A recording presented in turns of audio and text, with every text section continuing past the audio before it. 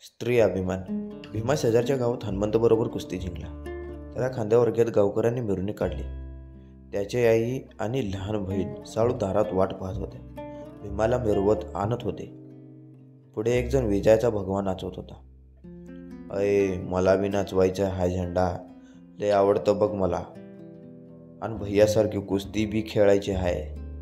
बाबा खेळायचा, भैया खेळतो, आता मी बी खेळणार. सळू आनंदाने बोलत होते. येडी का खुळी तू, अंगापिढ्यांना दणकट आहेस, पर म्हणून काय गडी माणसाची बरोबरी करणार आहेस काय? अगं मुलीची जात, जर स्वयंपाक पाण्याची निवडानिवडीची बघ की. हो, असं खुळ्यांची कुस्ती बिस्ती काय बोलतेस? माय राग भरली. मिरवणूक दारापत्तूर आली. लगबगीने पुढे होत मायाने भैयाला ओवाळलं. भाकर तुकडा फिरवला. सवळ मनातून खुट्ट झाली. मुलगी असणं तरी काय झालं, ती रोज घरातल्या घरात जोर बैठका मारून लागायली माय समोर नसताना. मूळ हट्टी साळूची आता एकदम ताब्यातील मजबूत वाटायला लागली. शेजार-पाजारच्या तिच्या अंगद यष्टीवरून कुजबजायला लागले.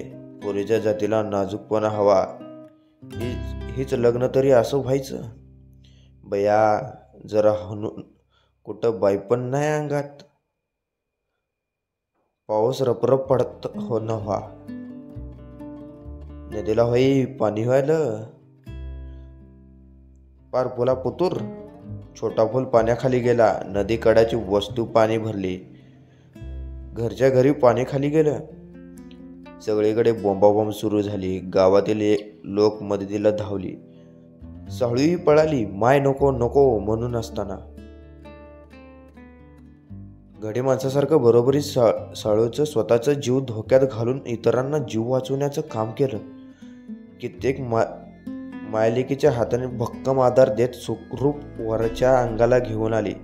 अख्ख्या गावात त्या दिवशी लय कौतुक वाढलं. साळूचं वातावरण स्थिर स्तरावर झाल्यावर सरपंचाने ठरवलं साळूचं जाहीर कौतुक करायचं. सगळ्या गावात तिचा अभिमान वाटत होता. बोलणारे तोंड आता कौतुकाच्या नजराने बदलली होती.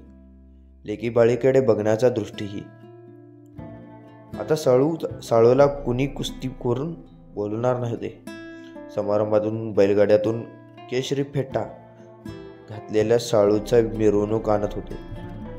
काय वाटलं कुणास ठाऊक, मध्ये साळूची गाडीतून खाली उतरली आणि अभिमानानं तिथं भगवा हातात घेतला.